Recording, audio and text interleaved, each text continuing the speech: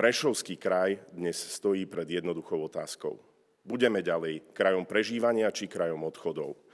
Alebo sa rozhodneme pre zmenu a konečne začneme pracovať na tom, aby sa ľudia vracali domov, aby náš kraj začal žiť.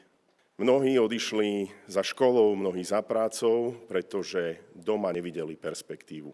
A mali pravdu. Neodsudzujem ich. Je to koniec koncov aj môjim osobným životným príbehom. A ja som odišiel za prácou a skúsenosťou, lebo nie je hanbou odísť za príležitosťou.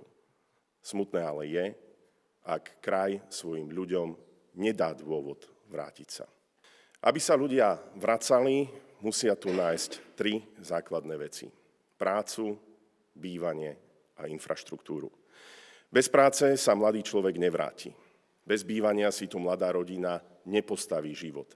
Bez ciest, vlakov, autobusov, škôl, lekárov a sociálnych služieb sa z kraja stane priestor, kde sa síce dobre spomína, ale ťažko sa žije. Preto sa budem ako župan sústrediť na energiu krajana a na konkrétne výsledky. Nie na výhovorky, na prázdne uznesenia či pekné prezentácie.